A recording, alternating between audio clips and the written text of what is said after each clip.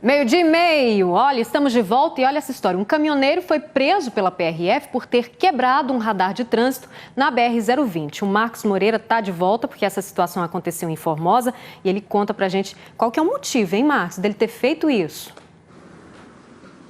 Então, Rosane, olha só, o motorista simplesmente disse aos policiais que ele quebrou o radar porque ele queria passar por aquele local na velocidade que preferisse e sem o risco de tomar multas. Isso mesmo. E essa nem é a grande questão. Essa foi a segunda vez que esse mesmo motorista de 33 anos quebrou o mesmo radar que fica lá em Formosa, na BR-020, no distrito de Bezerra. Da primeira vez, os policiais foram até o local, encontraram o radar danificado, mas não chegaram até o autor. Dessa vez, os policiais só conseguiram pegar aí o suspeito porque ele estava próximo do radar e ele mesmo confessou que havia danificado o aparelho. Ele foi levado para a delegacia de Formosa e vai responder em liberdade, viu, Rosane? Que isso, Marcos. Gente, mas é muita folga, né? Obrigada pelas informações. É muita folga. Isso é que eu chamo de pensar no próprio umbigo, no próprio nariz. Meu amigo, você não mora sozinho no mundo, não. Tem outras pessoas. Tem que respeitar. As leis de trânsito existem para isso, é para manter a gente em segurança. Você não pode simplesmente chegar lá e quebrar um radar porque você quer passar em alta velocidade. Mão na consciência, hein, gente? Pelo amor de Deus. Olha, mesmo vendendo bem menos, os comerciantes de shoppings e galerias estão otimistas com a retomada na região da 44 aqui em Goiânia. Foram 4 meses fechados com apenas uma abertura relâmpago. Mas se do lado de dentro o movimento é tranquilo por causa das restrições, do lado de fora as aglomerações continuam. O dinheiro que volta a circular entre os comerciantes nos shoppings e galerias traz aquele sentimento de otimismo ao ver a loja aberta. A retomada ela tem sido muito boa, a gente tem ficado satisfeito com o movimento, porque tem suprido a nossa necessidade de sobreviver, de pagar as contas, de acertar com fornecedores, que alguns ficaram sem receber. A retomada na 44 só foi liberada com a condição de que comerciantes e compradores cumpram as medidas de prevenção à Covid-19. Segundo a Associação dos Empresários da 44, cerca de 20 mil pessoas devem circular hoje pela região. Antes da pandemia, eram pelo menos 100 mil pessoas. E o que a gente tem pedido para os compradores? Para eles deixarem de vir no final de semana e passem a vir segunda-feira, terça-feira, que são dias mais tranquilos. E os cuidados para seguir todos os protocolos de segurança se refletem dentro dos shoppings aqui da região da 44, que hoje trabalham com apenas 30% da capacidade de público. Antes da pandemia, os corredores numa sexta-feira como hoje estariam movimentados. Agora a situação é bem diferente, com menos movimento e sem aglomerações.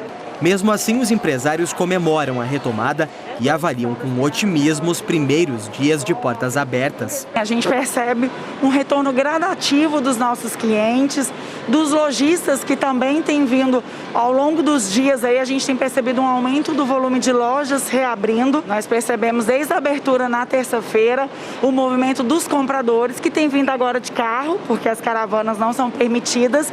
Então eles têm vindo de carro principalmente do interior do estado e das regiões próximas. Neste shopping, metade das 1.300 lojas já voltaram a funcionar e receber clientes como a Tatiane, que veio de Minas Gerais. Mas eu acho que cada um fazendo a sua parte, dá pra gente continuar, porque não pode parar. Enquanto isso, do lado de fora, esses vídeos mostram trânsito pesado nas ruas da região que não foram interditadas.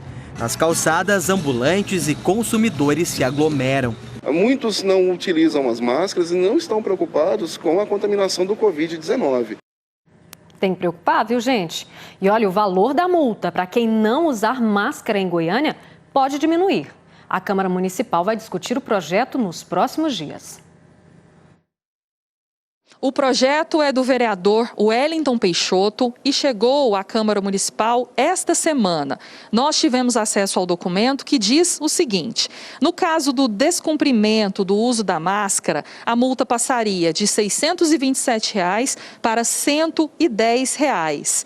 A pessoa só estaria obrigada a usar a máscara quando estivesse de carro, se estivesse, por exemplo, num veículo de transporte por aplicativo, dentro do ônibus do transporte coletivo ou nos táxis. No caso da multa aplicada aos comerciantes que não cumprem as regras de segurança durante a pandemia, esse valor passaria de R$ 4.700 para R$ 1.045. O vereador disse o seguinte, que os valores hoje que estão no decreto dessas multas são valores exorbitantes, que não estão de acordo com a crise econômica que o país passa e nem com a pandemia. Por isso, a necessidade de baixar esses valores. O vereador também disse o seguinte: hoje a prefeitura multa se o motorista não estiver de máscara mesmo sozinho. Mas já que em casa ele não usa máscara e a família junta toda também não usaria essa máscara, então não justificaria essas pessoas estarem de máscara dentro do carro. A informação que a gente tem é que esse projeto ainda vai passar por uma comissão para ser aprovado. Depois disso, vai para a votação. A expectativa é que a primeira votação aconteça até o final deste mês e só depois de 2 votações ele é sancionado pelo prefeito Iris Rezende. Mas enquanto isso não acontece, um recado para o pessoal de casa: a multa, caso você não use máscara, continua no valor de R$ 627 e a multa para o comerciante que não segue as regras de segurança contra a Covid-19 continua de R$ 4.700. Recado está dado para você que está em outros municípios, vem passear aqui em Goiânia, não esquece a máscara, tá bom? Paga a multa se não estiver usando. E olha, o comércio em Pirenópolis, que hoje só funciona para atender os moradores da cidade, pode ser flexibilizado ainda mais a partir de segunda-feira. A prefeitura resolveu que bares e restaurantes podem voltar a funcionar. Desde que a quarentena começou, o Sebastião viu o movimento da loja dele cair. Dos 5.000 em vendas que ele fazia por dia, hoje não passa de R$ 600. Ele não vê a hora de ter os turistas de volta na cidade. A gente sabe que precisa, é necessário, obedecer esse decreto, Infelizmente, muitos fecharam as portas. O ramo alimentício foi um dos menos afetados. Ainda assim, na doceria da família da Luna, a produção teve que ser mudada. Agora, elas também focam no público interno. Os pães eram feitos só quarta e sexta-feira, porque sexta-feira tinha uma maior clientela que era de turistas e das pousadas que compravam para colocar nos cafés da manhã, Então, como o turismo está fechado, nós conseguimos, assim, de alguma forma adaptar e fazer pães todos os dias e estamos conseguindo fortalecer o comércio interno. Aqui no comércio de Lusiânia, onde nós estamos, uma das avenidas mais movimentadas do comércio, para saber o que os comerciantes estão achando disso tudo. Vamos acompanhar a reportagem. As atividades essenciais e não essenciais estão liberadas para funcionar de 6 da manhã às 11 da noite. Esse restaurante no centro da cidade estava fazendo entregas de marmitas por aplicativo e drive-thru. Hoje vai receber clientes no local. As mesas estão com distância de 2 metros, álcool gel disponível em todo o salão. A gente já não está trabalhando há muito tempo com o self-service salão, trabalhamos só com prato executivo, prato feito na cozinha, como foi a última instrução que a prefeitura passou para a gente. Vamos acompanhar. Por enquanto vai ser desse jeito, não vamos deixar aglomeração no salão. O decreto que passa a valer hoje será avaliado semanalmente. Caso haja aumento no índice de contaminação, a decisão pode ser revogada. O documento tem uma série de medidas de prevenção ao coronavírus, como, por exemplo, a disponibilidade de álcool gel 70% e água com sabão nos estabelecimentos. Nessa academia, o cuidado começa já na entrada. O aluno passa por esse tapete desinfectante. A temperatura é testada e de 2 a 3 vezes por dia o local é fechado para uma limpeza mais rigorosa. Os equipamentos são demarcados. Eu acho muito importante, Primeiramente que a gente gosta muito de malhar é essencial para a saúde e todas as medidas aqui são tomadas. No caso do aluno, ele tem que trazer a sua própria garrafa de água, trazer a sua toalha, luva não está podendo usar, tá? Para poder evitar bactérias, esse contato. Esse já é o 15º decreto publicado pela Prefeitura de Lusiânia desde o início da pandemia do novo coronavírus. A decisão de flexibilizar o horário de funcionamento do comércio veio depois de uma reunião do gabinete de crise formado por 11 prefeitos dos municípios da região do entorno do Distrito Federal que optaram por seguir as medidas que já estão valendo em Brasília. Segundo a prefeita do município, Edna Aparecida, se o número de casos de infectados aumentar, ela pode revogar a decisão e cancelar esse decreto. Até o momento, são 1.218 casos confirmados de Covid-19 em Lusiânia. 21 pessoas morreram, de acordo com a Secretaria Estadual de Saúde. Então, o que hoje a gente está pedindo à comunidade? Que mantenha o distanciamento, que o comerciante seja responsável pela aglomeração, tanto dentro quanto fora do comércio, que eles precisam seguir rigorosamente todos os protocolos sanitários que hoje está à disposição na plataforma de retorno do comércio. E olha só, diferentemente de Goiânia e Brasília, que já liberaram a abertura dos bares, aqui em Lusiânia esse tipo de comércio ainda não está permitido funcionar, viu? Só reforçando que aqui na cidade já são 1.218 casos confirmados de Covid-19 e até agora 21 pessoas, infelizmente, já morreram, Rosane. Obrigada, Marcos, mais uma vez. E vamos aproveitar, então, e mostrar esses dados atualizados da doença aqui no estado, da Covid-19 aqui em Goiás. Roda aqui no telão para a gente ver, olha só. Dos casos notificados de Covid-19 em Goiás, esses dados foram atualizados hoje, às 10h20 da manhã. Tem 40.681 casos confirmados, 12.472 casos suspeitos e 97.840 casos, na verdade, os 900... É isso, né? 97.840 são suspeitos. 12.472 são casos que já foram recuperados, pessoas que se recuperaram da doença. E 43.324 são os casos descartados. A gente tem mais um telão para mostrar os casos que evoluíram, infelizmente, para a morte aí no estado. Olha só, tem 1.029 casos confirmados, com letalidade de 2,53%. 48 mortes estão sendo investigadas, 608 mortes já foram descartadas por conta do coronavírus. Mas a gente tem um gráfico aí, olha, para a gente entender melhor como que Goiás chegou rápido à marca de 1.000 casos. A partir da primeira morte, do dia 26 de março, o estado levou 96 dias, mais de 3 meses, para passar das 500 mortes no primeiro mês, né, de julho. Mas veja como o gráfico fica mais inclinado de lá para cá. Foram quase 500 mortes em apenas 15 dias. De 521 para 1.118, de acordo com os números de ontem do painel da Secretaria Estadual de Saúde, às 4 da tarde dessa quinta-feira. O número de mortos praticamente dobrou nesse período.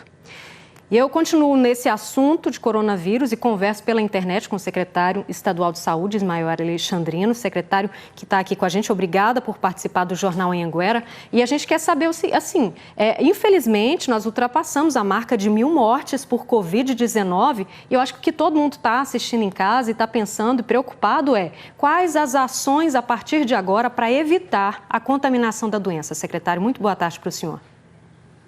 Olá, boa tarde. É um prazer estar com vocês. Olha, as ações, né, para evitar essa expansão muito grande da contaminação são aquelas ações que nós temos dito desde o início da pandemia. O distanciamento social é muito importante para isso. Hoje ele não é mais objeto de decreto, mas sem dúvida a gente reforça essa conscientização com a população. O segundo é o uso da máscara, né? Isso é fundamental, sobretudo aquelas pessoas que necessariamente têm que sair de casa, além das medidas de sanitização dos ambientes e higienização pessoal, né, com álcool gel. Então essas medidas somadas certamente são medidas que vão frear um pouco essa curva de contaminação, mas nós já estamos há algum tempo numa curva exponencial em que uma pessoa tem a capacidade de transmitir para 2, 3, até mais pessoas. Secretário, a gente acompanhou o seu pronunciamento junto com o governador na segunda-feira, em que o senhor pedia a colaboração do comerciante, da população, quanto à reabertura do comércio. E a gente tem mostrado aqui no Jornal Anhanguera que vários municípios estão aí aderindo e abrindo o comércio. Isso preocupa a Secretaria de Saúde, essa abertura do comércio, essa aglomeração no comércio?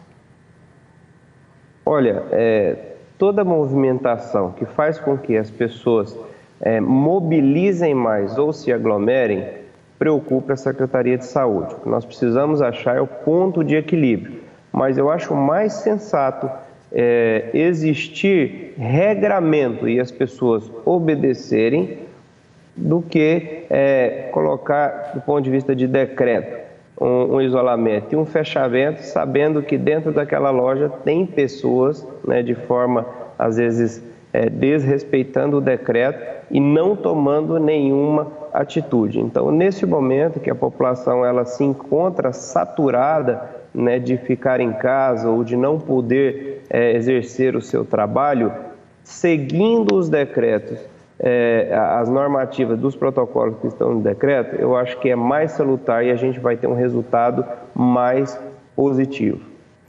Secretário, ontem o governador disse que não tem condições mais de ampliar os leitos de UTI. Então, a questão que a gente fica pensando, preocupado é o que vai acontecer, principalmente no interior do estado, muitos municípios nem têm leitos de UTI. O que vai acontecer se esse número de casos de Covid continuar subindo, como a gente tem acompanhado, mesmo com a abertura do comércio?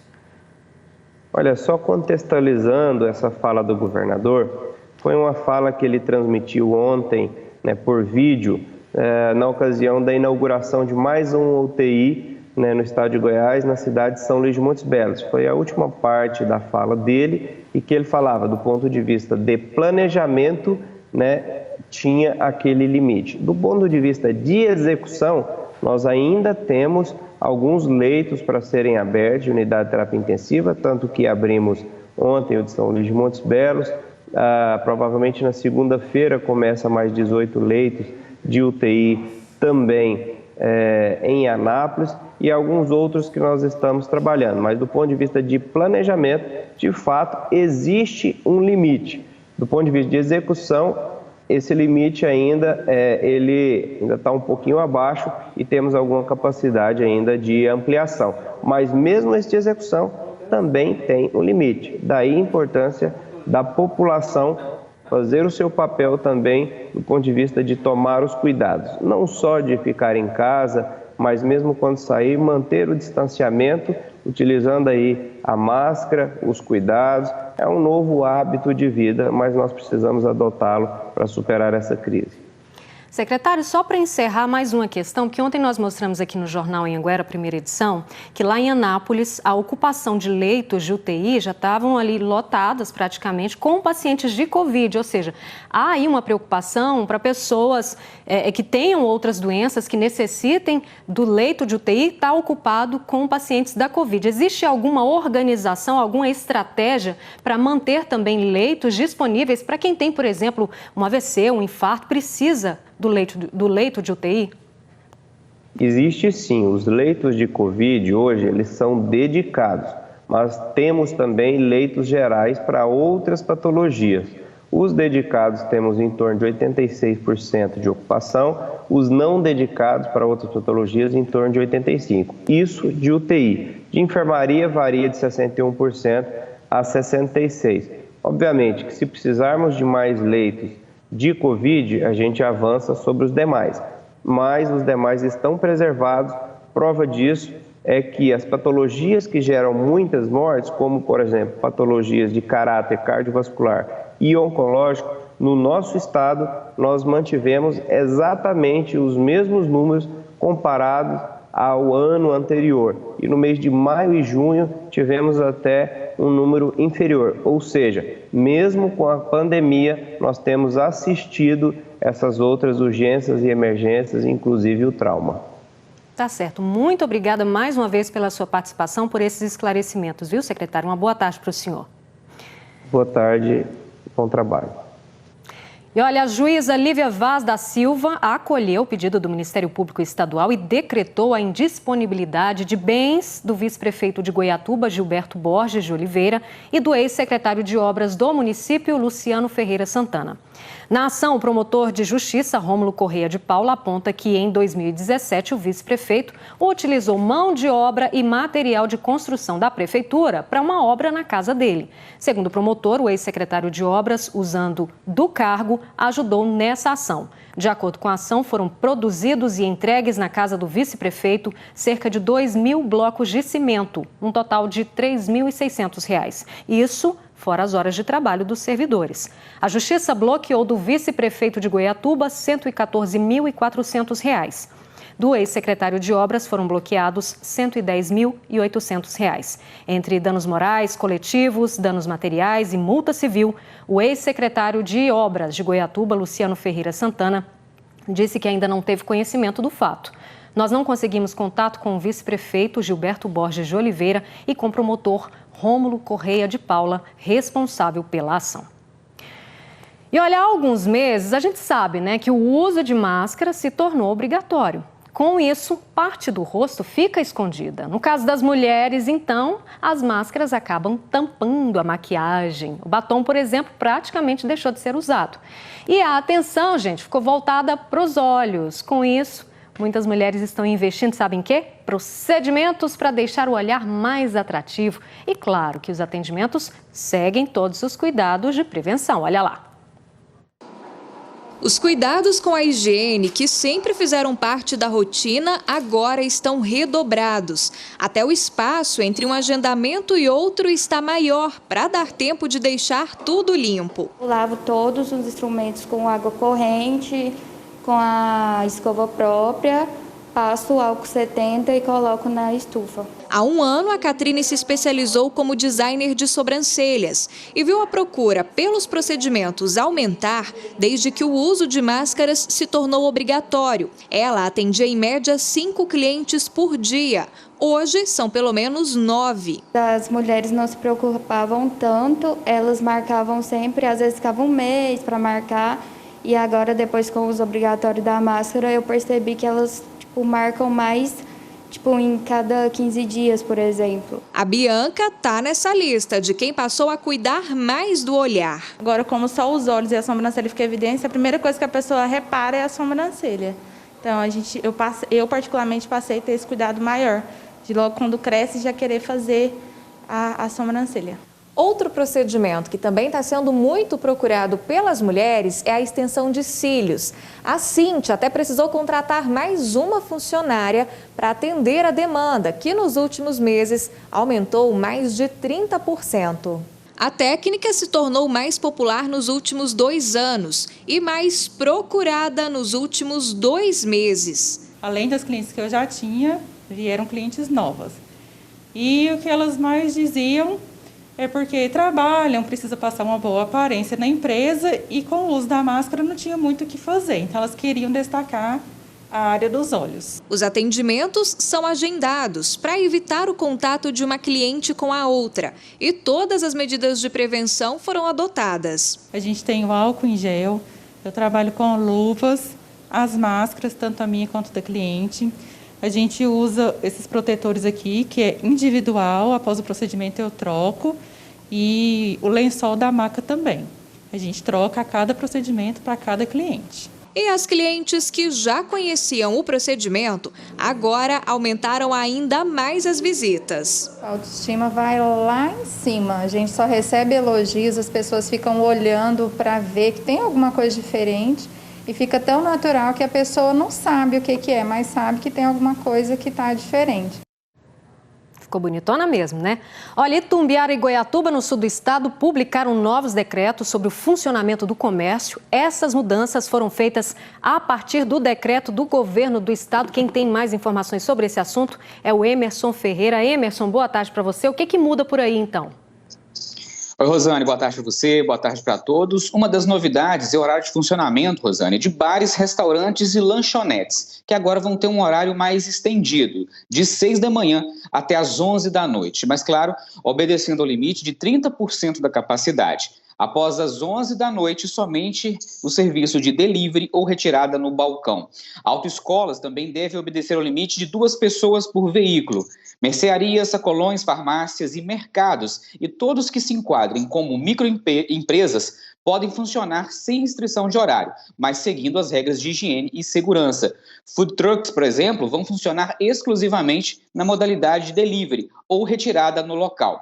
Academias e similares podem funcionar também com 30% da capacidade e seguindo as regras de higiene e segurança. Atividades náuticas no Rio Paranaíba, que estavam suspensas, vão voltar, mas com 50% da capacidade para não gerar aglomeração.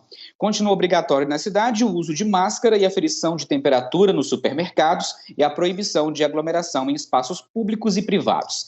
Práticas esportivas em quadras, em grupos ou individuais, também continuam proibidas. O estabelecimento que descumprir o decreto pode ser multado em R$1.000 e ficar interditado por 5 dias.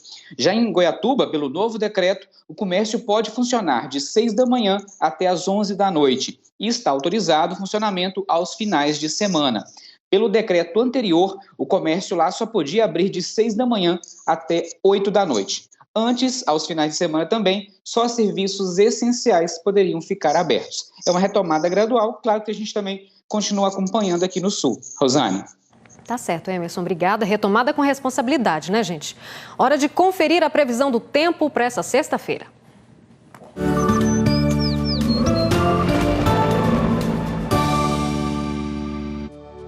Na região norte, a máxima para hoje é de 35 graus, a mesma registrada no oeste goiano. Na região central, chega a 31, no sudoeste, 32 graus.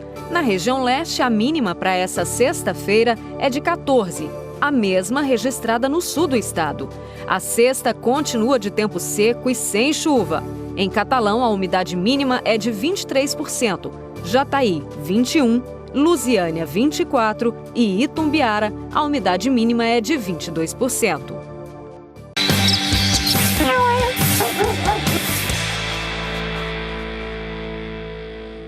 O Rodrigo de Anápolis pede ajuda para encontrar o Bob, gente. Ele fugiu de casa na quarta-feira e toda a família está preocupada em busca do Bob. Então, se você tiver qualquer informação, entre em contato aí pelo telefone. Ó. É o 99177-5644. E tem também a gatinha Mia. Ela desapareceu tem mais de 3 meses no bairro Jundiaí, em Anápolis. Ela é de um casal de idosos que não perde a esperança de encontrar a gatinha. Então, se você tem notícias da Mia, entre em contato pelo telefone 99210-2090. E a sexta-feira chegou, meu povo! Tá na hora de saber o que tá rolando no fim de semana. A nossa queridíssima Gabriela Guimarães tá chegando com aquele quadro delícia, o programão. Chega mais, Gabi, a casa é sua.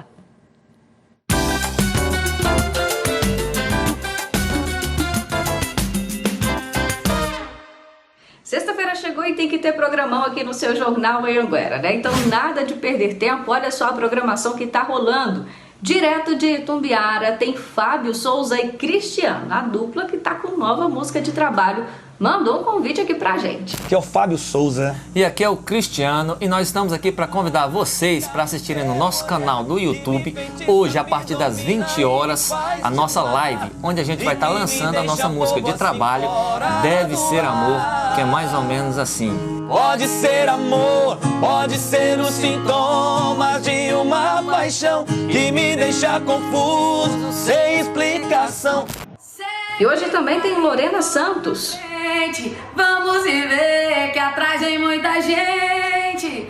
Alô, galerinha, aqui quem fala é a cantora Lorena Santos. Hoje, sexta-feira, a partir das 21 horas, tem live solidária no meu canal do YouTube. Então fiquem em casa, se cuide e vem curtir um modão com a gente. Pra quem curte rock, tem Banda Rádio no sábado. Eu sou o Alessandro Pertilli, da Banda Rádio. Olha só, neste sábado estaremos fazendo uma super live a partir das 18 horas no canal do YouTube da Ultra Eventos. Acessem o Facebook ou Instagram, @BandaRádio, para vocês pegarem o link do canal e acompanhar com a gente, beleza? Fica o convite a todos, esperamos vocês. Valeu! E pra quem tá com saudade daquele forrozinho pé de serra, se prepara, viu? Arrasta um sofá aí, deixa um espaço na sua casa. Você vai dançar demais com essa turma que tá chegando com mais um convite pra gente. Jorge Recife da Enchente Cerrado, eu quero fazer um convite a vocês. Dia 18 tem live show da APAI Novo Gama, no Facebook e no YouTube da APAI. Deixa pra depois, a gente pode se amar.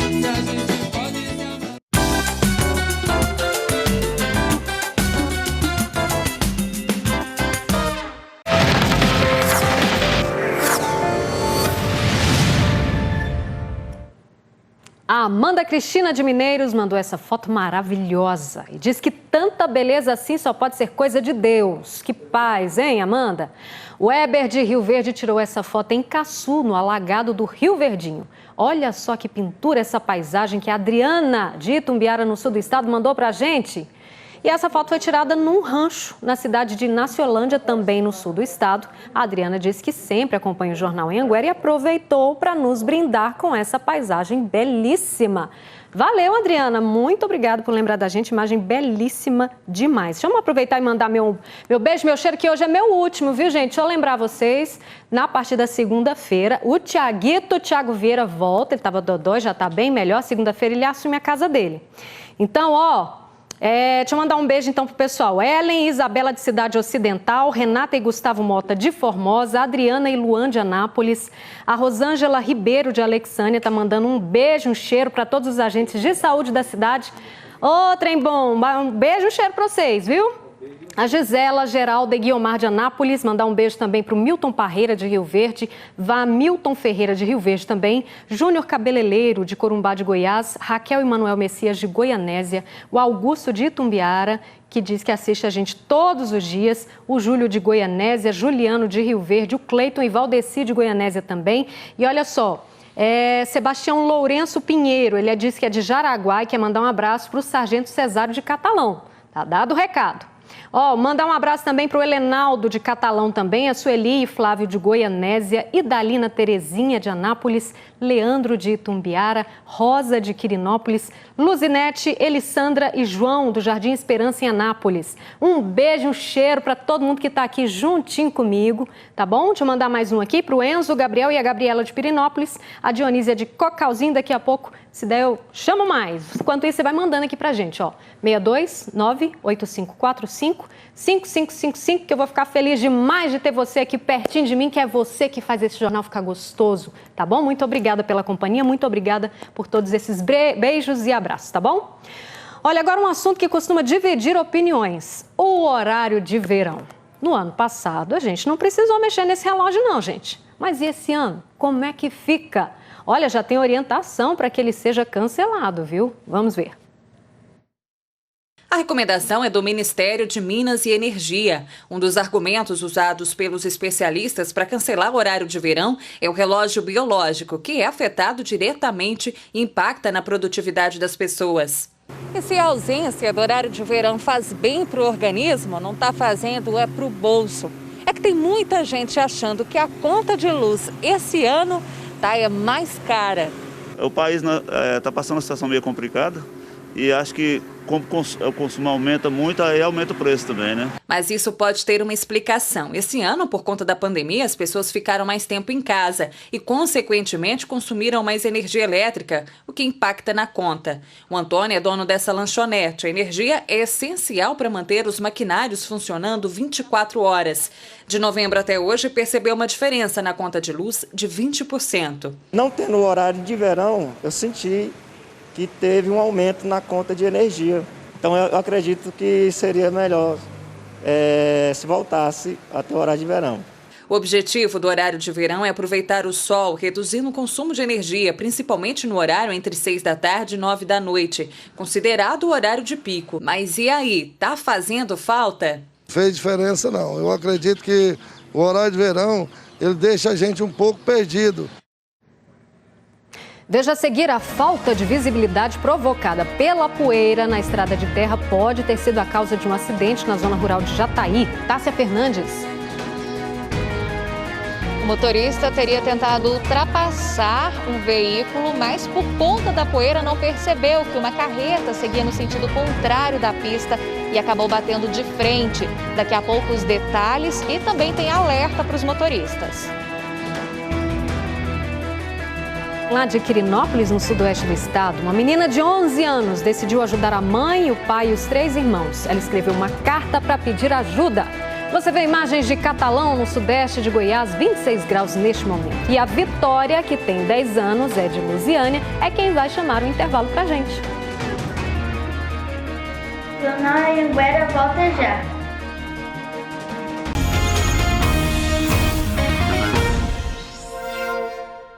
Uma hora e 9 minutos, Jornal Anhanguera de volta. E olha, um vereador de Taquaral está sendo investigado por violência contra a ex-namorada. Além disso, ele agrediu um homem e, segundo o boletim de ocorrência, teria sido por ciúme. As imagens das câmeras de segurança mostram quando o agressor estaciona a caminhonete na porta da casa, desce e vai até o portão chamar o homem. Quando ele sai, as agressões começam imediatamente, empurrões, chutes e socos. A vítima permanece no chão por mais de 5 minutos e não consegue reagir. O agressor é Paulo Leles Alberto de Moraes, de 39 anos, vereador de Taquaral. O boletim de ocorrência diz que as agressões foram motivadas por ciúmes, depois que a vítima fez uma brincadeira com a ex-namorada do vereador.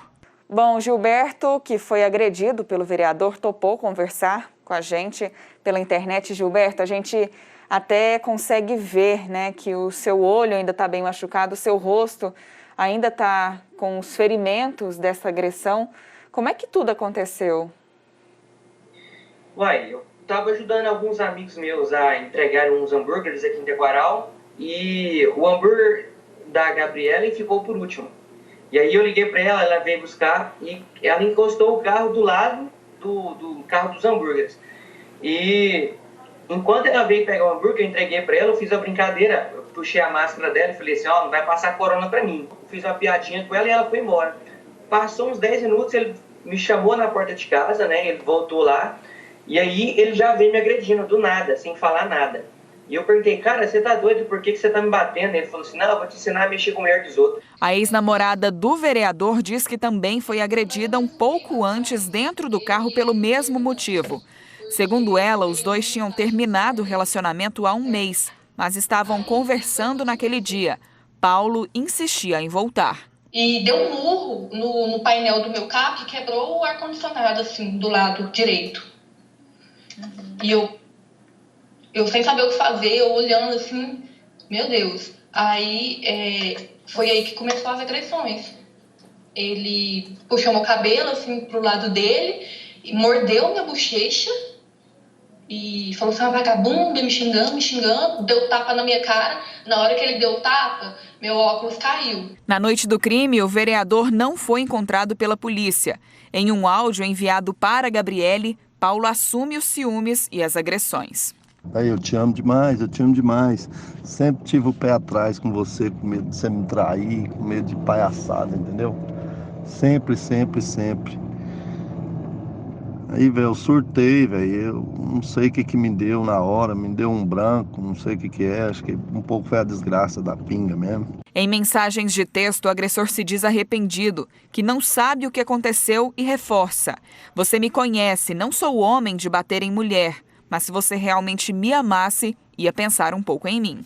Gabriele conta que já tinha notado o comportamento agressivo do companheiro, mas ela jamais imaginava que seria vítima de uma agressão. Mesmo depois de conseguir na justiça uma medida protetiva, ela ainda sente medo. Grata porque estou passando por necessidade. A Karen tem 11 anos e sempre gostou de escrever e desenhar pela casa. Ela mora com outros 3 irmãos e os pais, mas só o pai trabalha. Durante a pandemia, a situação financeira da família ficou mais difícil. A pequena teve uma ideia.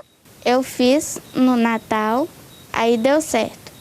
Aí eu pensei, se deu no Natal, vai dar hoje, para ajudar nós na dificuldade nossa. Com a cartinha em mãos, ela foi até a caixa de correios de uma casa e deixou o texto lá. A dona da casa se comoveu com o relato da pequena e decidiu, além de ajudar, publicar a história nas redes sociais. A história viralizou na internet e comoveu centenas de pessoas que começaram a doar alimentos, roupas, brinquedos e dinheiro. Menos de uma semana depois de entregar a cartinha, olha só como tá a casa da Karen, cheia de doações. A história comoveu pessoas aqui da região e até de fora do país. Gente que chegava, falava, ó, tem amigo meu que mora fora, na Itália, em Londres, quer ajudar também, ficou muito sensibilizado com a história de vocês, com ela, né? Só enquanto gravávamos a reportagem, 2 doações chegaram. A gente veio para contribuir, a gente viu sua cartinha. É gratificante poder ajudar pessoas, principalmente famílias carentes como a da Karen. Porque a gente não tem muito também, mas um pouquinho que você dá para outra pessoa não vai fazer falta para a gente. A família já está com alimentos o suficiente, quase não tem mais espaço para guardar. Agora eles estão repassando para outras pessoas carentes. Tudo isso foi possível por conta da imaginação de uma criança. Agradeço a Deus e eles que me ajudaram a me dar a cesta e pagar os talões. Legal, né? Se cada um faz uma coisa boa, com certeza o mundo vai ser bem melhor. Agora, só lembrando que a partir de segunda-feira o Tiago Vieira volta para o cantinho dele e vai me cobrir aí nos próximos 15 dias de férias no Jornal Anhanguera, segunda edição. Mas hoje eu ainda tô lá no Jornal Anhanguera, segunda edição, esperando você, tá bom? Um beijo, um cheiro, 1h23, a gente encerra com imagens de Caldas Novas no sul do estado. Tchau, tchau!